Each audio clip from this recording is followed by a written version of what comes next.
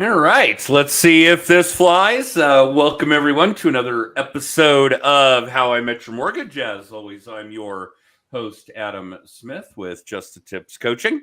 And with me is a repeat guest, one we haven't had on in some time, Matt Thompson. Matt, welcome back to the show. Good morning. Thanks for having me back. I appreciate it. No, absolutely. The only thing is I wish that we were doing this with you, with Jen, who is on her way back slowly, but on her way back from like 3 weeks of epic travel. She hiked some trail from Portugal to Spain or vice versa and has finally made it back stateside, but not back to Colorado as of yet. So hopefully that will be soon. I think this is the second episode we've done without her in the background running logistics, graphics, audio, video, all of that stuff. So hopefully I haven't let her down too much, but I'm sure I'll get an earful from her if I have. But yeah, let's talk about you, Matt, and what's been going on. It's probably been, oh my gosh, a year and a half since we've had you on the show. Yeah. And it's been an absolutely insane year and a half in the world, in real estate, so on and so forth. Tell us what you've been up to. Yeah, it's I've been in real estate now since 2004, and so I've lived through the 07, 08, 09 debacle, but major ups and downs there. And here we go again. Different. It's different, and it's the same. And so, yeah, it's riding this weird wave. I was talking to my coach the other day and just looking at this question of evaluating all the success that we've had over the last, at this point, I guess you could say 7, 8, 9 years, and asking how much of that is because of what I'm doing versus how much of that was just what the market was doing. And so now it's this really interesting time to really start evaluating what have I been doing, what's been working, what's not been working, what was part of the market. And, as I look at my business, I'm twofold. I run a decent sized brokerage. We've grown to 170 agents with Fathom in Colorado now. So I'm in charge of that.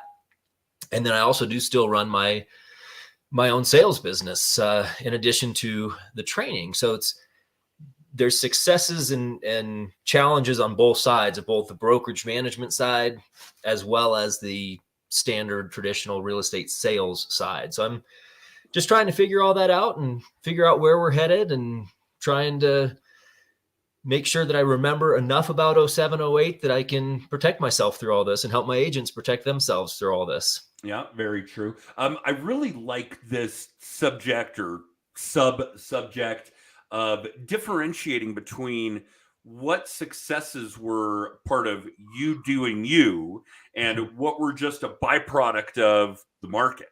Mm-hmm. What have you come up with there? If I'm going to be honest, that most of it is a byproduct of the market. Okay. It's the same similar thing happened to me in 07. 2007 was the best year I had ever had in real estate up until that point.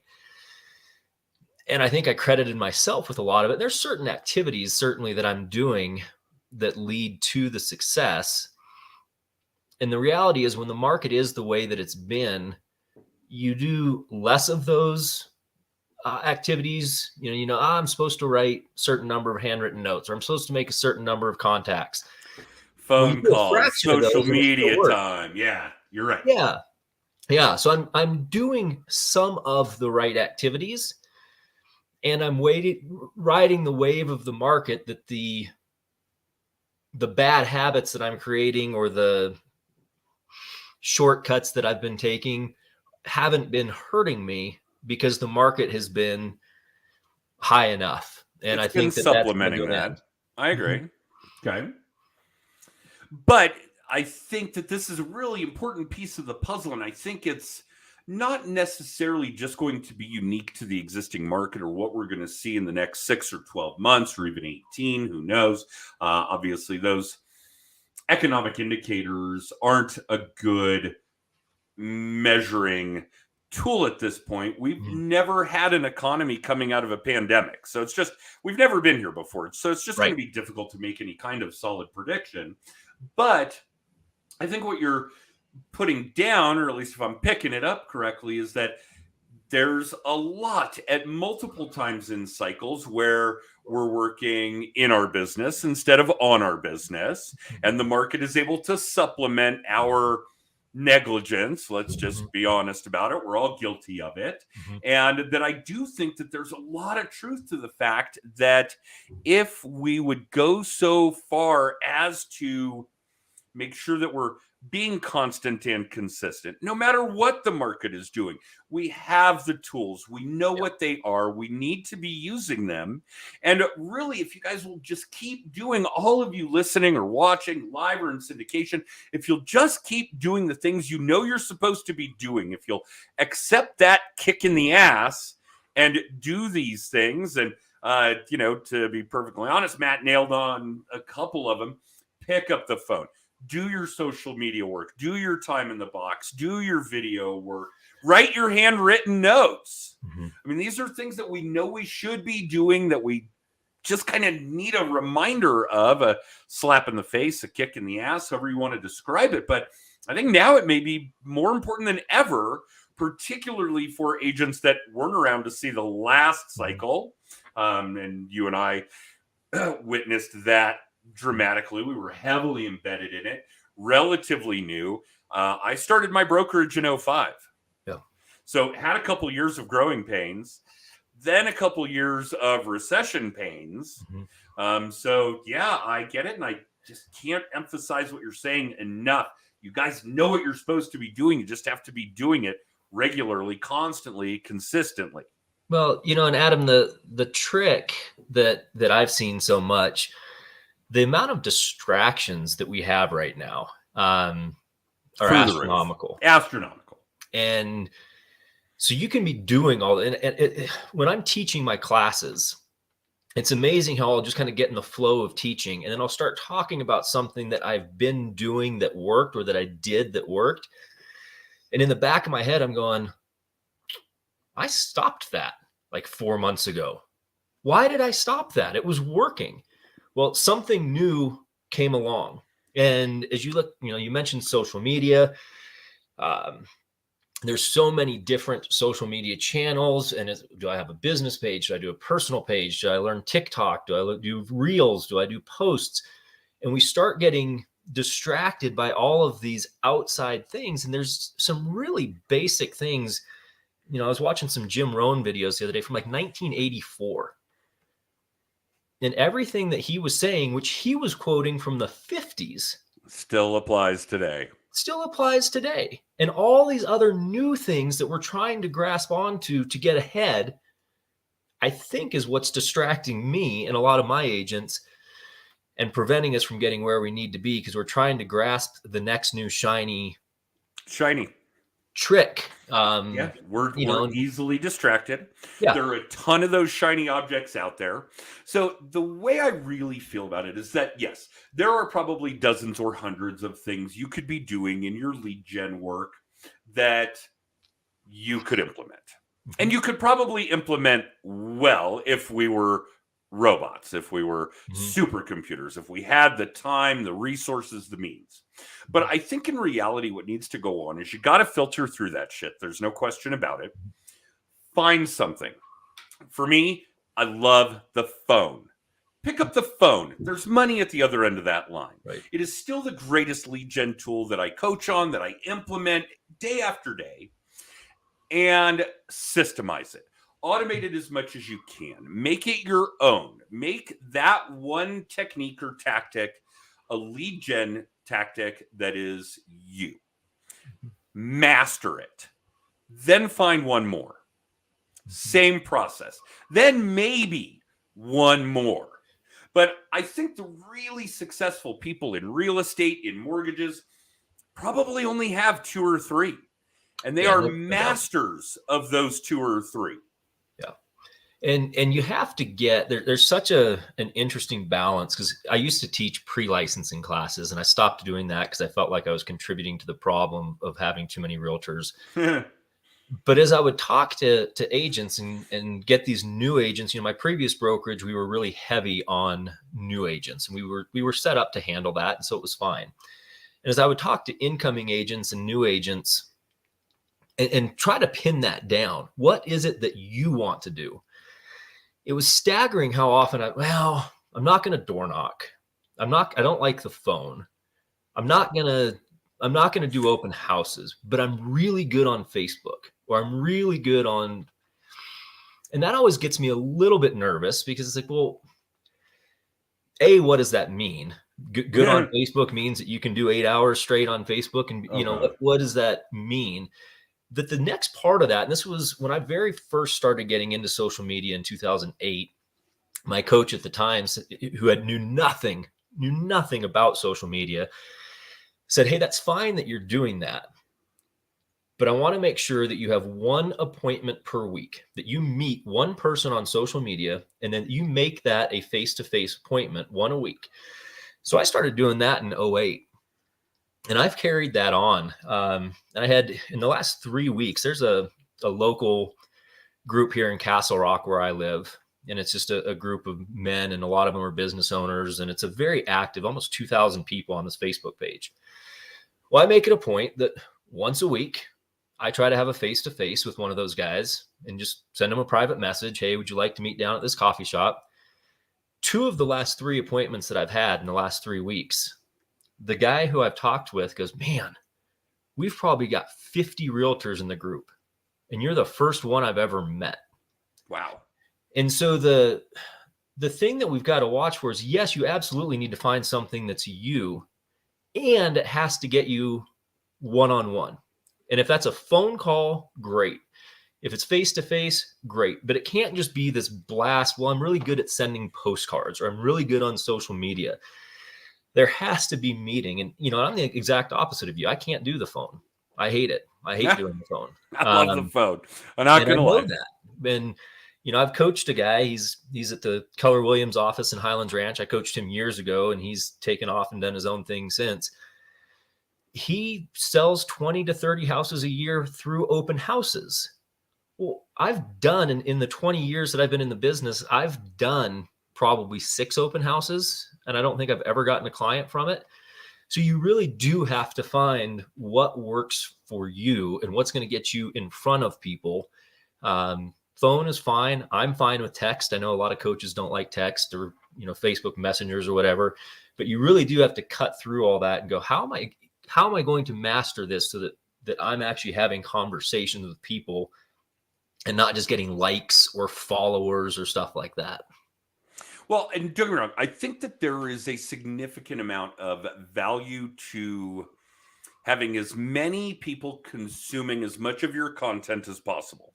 Mm-hmm. I think social media and video are ridiculously important that way. Mm-hmm. But I would say the leverage that those things have, and Jen would know better than I am, but we constantly have these most connected awards coming into our office, the most Facebook friends, LinkedIn connections, Twitter followers, whatever the case may be. And obviously that's specific to the mortgage industry. I'm not Gary Vee, although I do take a lot of what he says at value. He is, if there's anybody out there that has the perfect meld of social media and the human condition and how to make the two work together, it's probably Gary. But I don't think that any of that would trump working the phone or having face-to-face meetings or doing open houses or door knocking. I would never, ever judge somebody for how they want to do their lead gen. I'll just judge them if they don't fucking do it. Mm-hmm. But case in point, we had a coaching client says he wants to do door knocking. Great. Not my cup of tea. I would rather do more video work and be 1,000 on one than 1-on-1 or 40 on one, whatever the time spend is. Mm-hmm. But he says, I'm going to do 4 hours every Saturday. Great, go. And after a month, he said that didn't work. It didn't work. I'm like, dude, you did 16 hours. That's like one day, one work day in the life of a new agent. Right. Do 4 hours a day every Saturday for a year, and then tell me it didn't work. Be constant, be consistent. Whatever it is you're going to adopt, it's going to work if you work. Yeah. But you have to do the work. And people get so afraid of that. It's funny that, we get at our house, and I'm sure you do too. I think there's four or five realtors that farm my neighborhood. And so I get postcards and mailers and all that stuff from 4 or 5 different realtors. Same. And Yes. they either don't look or they don't know me. And so they continue to send it to me, which is fine. I like getting it because it helps to know. And it's unbelievable how many of them you'll get for 6 to 8 months, and then you don't hear from them again. And it's this mindset of, well, I tried that and I didn't get anything from it. Could you imagine giving up on a monthly mailer after 6 or 8 months and thinking that didn't work? I can't imagine, because I did that in 2004. I had a postcard campaign that was, I'm still embarrassed that I bought this, but it was like one of those little cute sayings. Like you'd send a postcard and it would have a puppy and it'd be like, I'm the doggone best realtor, or, let me catnip this in the bud for you. Oh, wow. It was I embrace the cheesiness, but that's a new level. Yeah, it was horrible. And I sent it out for probably 6 to 8 months and didn't get a single, like nobody even called to tell me to please stop, so it was going. But after 6 months, I'm like, well, I didn't get anything from this. And I spent, spending $250 a month on that. So I flushed, $1,500, and I look back on it now and it's like, well, what was I expecting to get in 6 months? And the consistency of all of these types of things, you'd go and how often did that go out?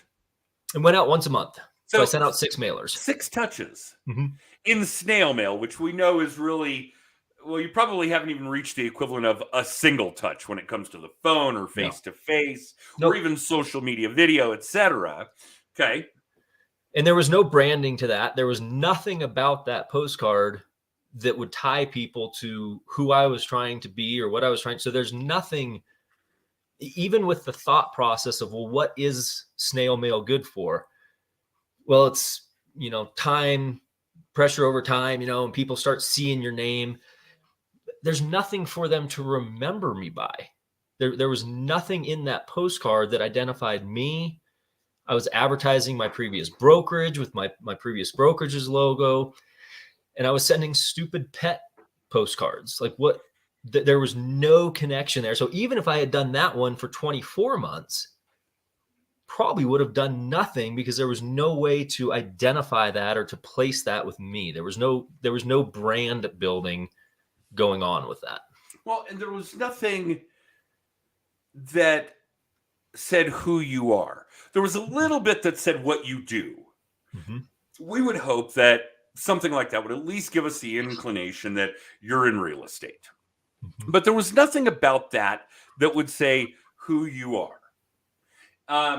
And I think that's what, even in that time frame, 2004 on, even before that time frame, because we've all been somebody's target audience since birth, is that really what the audience is craving, whether that's the neighborhood that you're papering or your Facebook friends or anything in between, is more about who you are than what you do.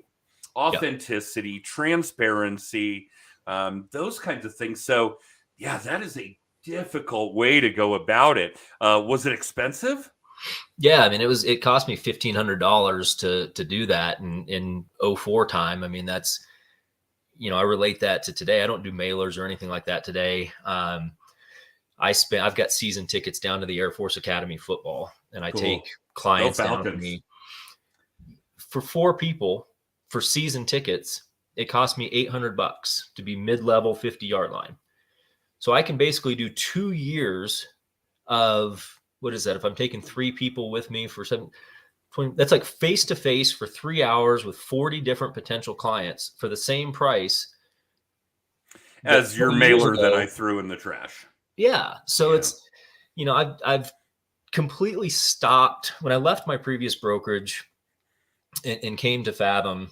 I started saving a lot of money, and the founder of Fathom, Josh Harley, I remember when we met and he asked, talk to me about kind of relaunching it here. He goes, yeah, you're going to save $18,000 to $20,000 a year with us, but who cares? He says, if you're making $300,000 a year, do you really care if you're saving 20,000? Yeah, not really. He goes, but what if you took 5,000 of that 20,000 that you're saving and poured it back into some sort of marketing? How many new clients do you think you could get from $5,000? I'd say minimum, I should be able to get 5 to 7, and it's ended up being more than that. So I've got the season tickets, and it only takes one to make up the $5,000. Yeah, and so I've kind of, through Josh's coaching, I've got the Air Force season tickets. We get a suite to Coors Field twice a year. I'm looking to change that because I'm looking for somewhere that actually has Major League Baseball, but I won't get into that. Oh, now come on. One team there is in Major League Baseball, just not the Rockies. Just not the home team. Okay.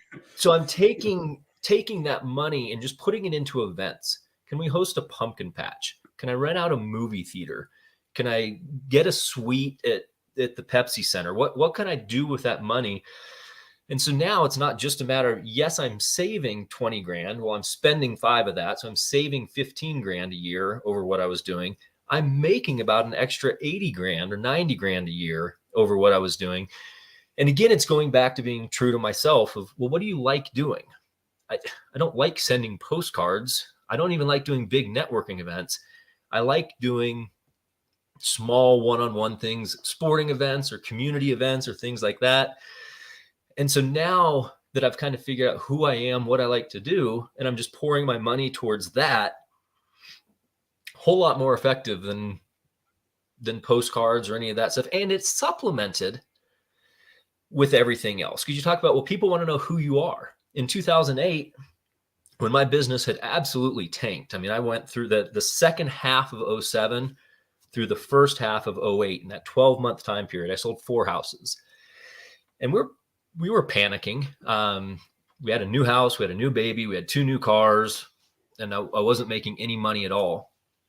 And I saw on the cover of Realtor magazine, there was a gal from my previous brokerage. She was in St. Paul, Minnesota, and she was the real estate blogger of the year. So I just called her and said, hey, congratulations. I saw you on Real Estate Magazine. What's a blog? And she started coaching me on it and got me hooked into her blogging network. And that allowed me to, as I started writing about the community, people got to know who I was, what I was about, what my personality was, so that when I did my face-to-faces, they already felt like they knew me and knew my voice a little bit, because they saw pictures of me around town. They saw pictures of my family. They knew where I ate. They read, it was a casual voice. So you're supplementing that one-on-one with the blogging. And it's the same thing now when I go to an Air Force game or a Rockies game or whatever. People know me from my videos or my social media, but I'm not just leaving it at that. Right. I'm not just going, well, I've got X number of followers or 4,800 people watch that video in the first 24 hours, so I'm good. It's okay. I got to look through and see who's viewing that and how can I connect with them. And finding out that process is I think what needs to be ramped up as we come into this newer market that we're heading into. All right. Let's not gloss over a few really important things here, that the vlog versus blog, our video blog, generates activity where people I've never met will come up to me and talk to me like they know me. They've seen my home office, my pets. They know how I speak, my tone, my inflection, my sense of humor. If you've got people consuming that content, the ones that are watching it over, the ones that are migrating towards you, the ones that you're attracting are the people that think they like you. They have a degree of know, like, and trust already. Yep. Please, all of you watching and listening, don't discount that at all. That is one of the biggest factors right now. No question. I do also agree with Matt that the sporting event thing, we are going to kick the Rockies to the curb. But we do Broncos, Nuggets, Avs, and Pioneers. Mm-hmm. Worth every penny. Mm-hmm. That kind of one-on-one. I had a great time with a colleague at the Bronco game Thursday night. That kind of thing. Horrible football game. By the way, they're about as bad as the Rockies. Wait a minute. In fact, wasn't there a day Russell Wilson was actually a Rocky? I think he was drafted by the Rockies. He was drafted to play second base by the Rockies. Maybe we should make that trade. That's, you know, let Charlie Blackmon come throw the football for a while. Let's see what happens. Couldn't hurt. But I do think that those couple of things that you've touched on are ridiculously valuable when it comes to lead gen tools, building your audience tools, getting people to consume your content tools. And yeah, when implemented properly, and when I say that, everybody, I mean constant, consistent, authentic, transparent activity in person, at that coffee shop, at a sporting event, on your video blog, whatever, is going to pay dividends well beyond the mailer postcard. Yes. And I would make a pretty good guarantee that since you started this video podcast, you've gotten a lot better at it. And you've probably added some technology. When I'm teaching my classes, I teach a blogging and social media class. It's a 2-hour CE class that I wrote. And when I teach it, a lot of people are like, I don't know where to start, or I don't like the way I look on video, or I don't like the way I sound on video. And it's like, the way you look on video is really similar to the way you look in person. That's how you look. This is how you look and sound in person. Yes. Yeah. You know, I don't like, I'm sitting there looking at this going, there's an extra chin there that I used to not have. The beard hides that, by the way. I probably couldn't grow a beard, so I need to work. And it just is what it is. And I don't have the cool microphone or that cool setup that you have. I use this. That's my video. And I've got a little light here to help me and all that kind of stuff. So it's the excuses that we find to try to stop us or not even get started in doing that. Well, once I've learned more about video, then I'll do it. Well, once I've learned more about podcasts, then maybe I'll start one. We just had a group, the Metro 5280 team that JC Ortega, he runs that in our office. He and some of his guys just started a podcast 2 weeks ago. And it's just a group of 3 or 4 real estate agents sitting around a table just talking to each other. They don't even know who's listening. Right. Great. That's how they start. That's, when I was in Seattle, there's a video podcast out now called the resource.tv. It's with Ryan Hillis and I can't even remember who, it was Ryan and Ryan. I can't remember the name of the other, Ryan Christensen and Ryan Hillis. Those guys, when they started in Seattle and they came and toured one of my houses with me, and they thought, well, we might get 50 people to watch this. They are I think they're the second or third most watched real estate broadcast right now. They've got something like 12,000 or 13,000 visitors a week watching their video.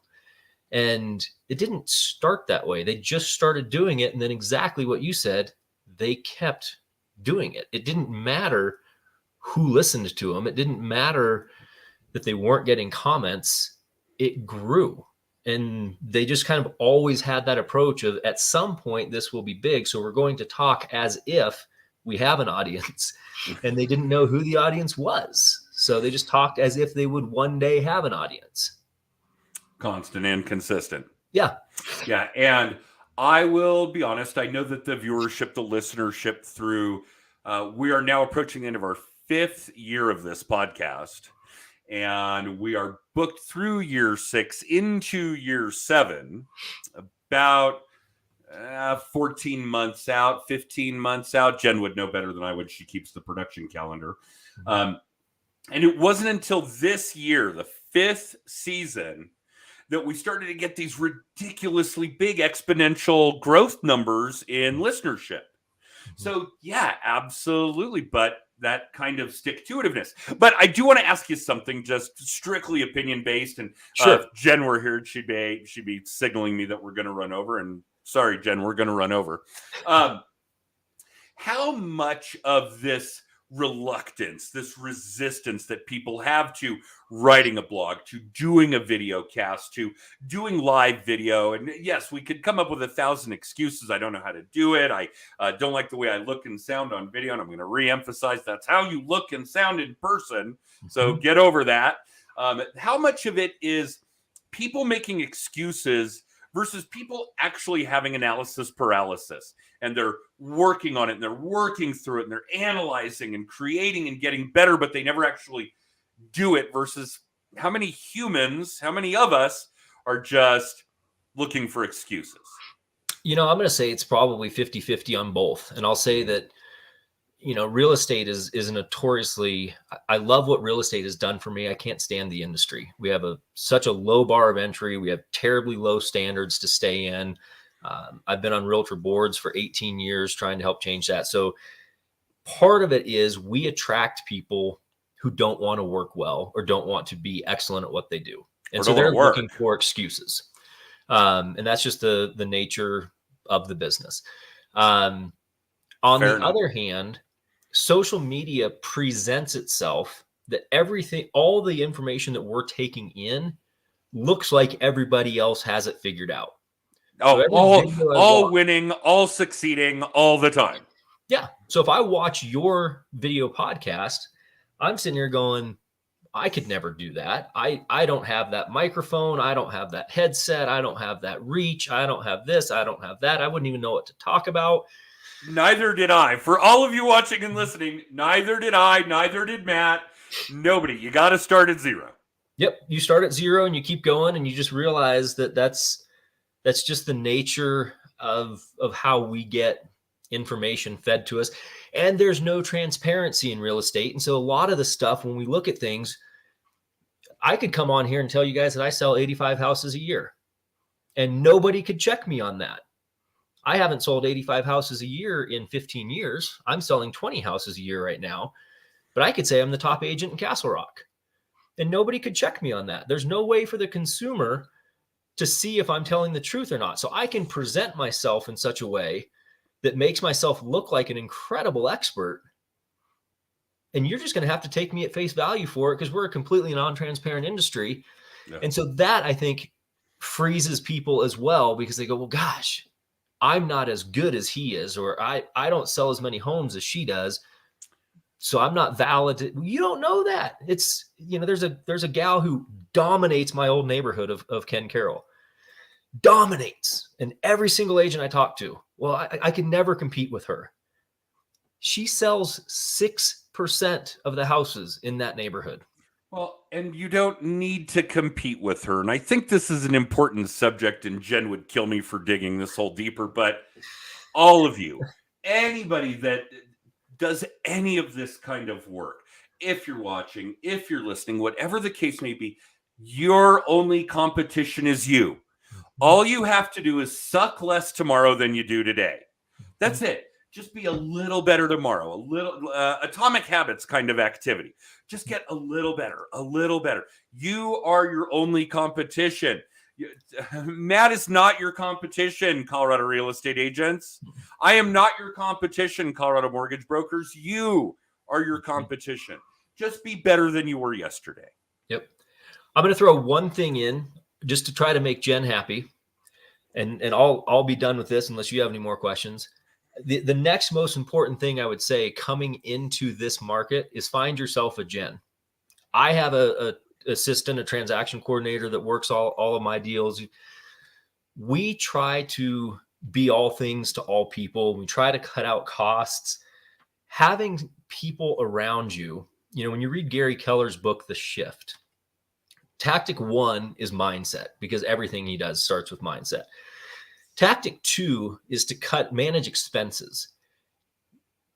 What people do is they manage the wrong expenses.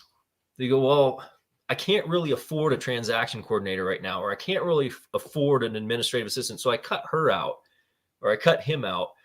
I'm going to keep spending my $1,500 on my stupid postcard campaign. I'm going to keep giving my brokerage $20,000 a year, but I'm going to cut out the one person who's actually making me money.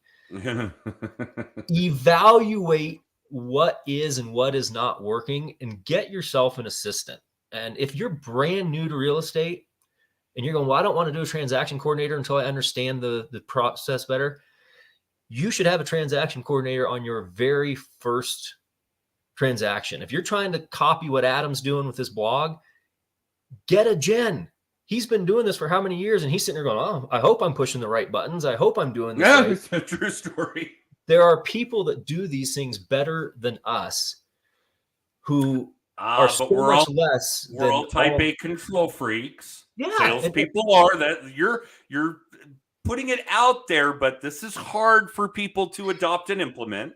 It was hard for me, and I can't tell you how many. I think I didn't hire my first assistant until I think it was 2010. So I'd been in the business for 6 years, and I look at that and go, "What was I doing?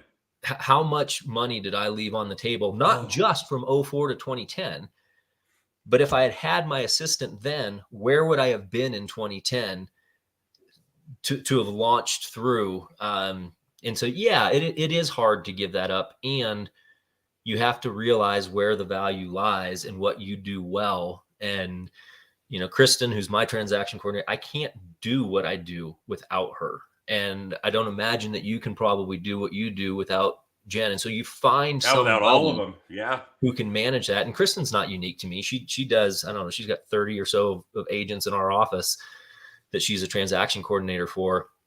That's what she does. And so as we head into this market, which is going to be scary, I'm a little nervous for what we're heading into. It's very different than 2007, but boy, it just doesn't feel good right now. You know, I would absolutely take Gary Keller's advice seriously, and I would trim the fat and cut the expenses. I would just look at what expense am I cutting? And is the $25,000 I'm giving to my brokerage, is that returning $50,000 or $75,000 a year? Or is the $300 per transaction I'm giving to my transaction coordinator, is that returning $600 or $900 per transaction? And figure out what is and what is not returning that money. And that would be where I would start moving forward. Yeah. And credit where credit's due, a nod to my team, Jen, Mindy, Erica, Sarah, Di, all of you guys make my world turn here. But I want to break this down a little in a more simple fashion, in a simple mathematical fashion. And this is where we start when we get into the team structure modules here at Just the Tips. If you hired somebody part-time, $20 an hour, 20 hours a week, roughly $1,600 a month, it would free up 80 hours of your time, 80. Is that enough time to go find one more deal? Rhetorical. Does that one deal pay you more than $1,600? Again, rhetorical. Yes, please, all of you, go get an assistant. Mm-hmm. All right. So, Matt, this has been an unreal episode. I can't believe that it flew by so fast. And you said unless I had any more questions. So yes. I do have one. Okay. How does our audience get in touch with you if they want to talk? Yeah. What's the best way? Give us the highlights. I'm pretty easy to find. I would say Google me and Thompson without a P. Just look up Matt Thompson Fathom Realty or Matt Thompson Colorado Realtor, and you know, my phone number's there and my website's there. My email's there. You can find me on Facebook. You can find me on Instagram. You can find me on Twitter, LinkedIn. Cannot find me on TikTok because I don't know that. Jen will have an issue with that. Hey, you know, I don't sing, I don't dance, and there's only so much I can understand. So that's, yeah. But no, I would say just Google me and just look up Fathom Realty. I've been the broker here for 5 years now. So I should be all over Google and or Facebook or LinkedIn. And yeah, I love having these conversations. I couldn't care less which brokerage you're with or if you're in real estate or not. I like having these conversations. I'm a teacher at heart. I've got my master's degree in education. I like talking about business and where business is going. So I would welcome any phone calls or texts or what resonated, why I'm wrong, whatever it is. I like those conversations. Thank you so much for that. And yeah, that's a 40 some minutes chock full of good stuff with Matt Thompson. Matt, we're going to have you back for a 3-peat, 4-peat. I don't know how many times we've had you on the podcast, but we are certain we'd like to have another. For the rest of you listening, watching, live or in syndication, thanks for tuning in. We do this every Monday. Well, not every, but we probably put out 40 or 45 episodes a year. Monday, 10:30 in the morning Mountain Time. And if you want to get notified of that, if you want to see our video blog, if you want to know about us, and I'm sure there are all kinds of things that Jen would know better to put out there than I do, just use our text code, text tips to 63566, and it'll ping you back all that good stuff. Matt, I'm going to run our extra. Don't go anywhere, but thank you so much. I know carving out this kind of time on a Monday morning is tough, and don't go anywhere. We will talk off camera shortly. The rest of you, thanks for listening. Thanks for watching, and we'll see you next week with another episode of How I Met Your Mortgage from Just the Tips Coaching.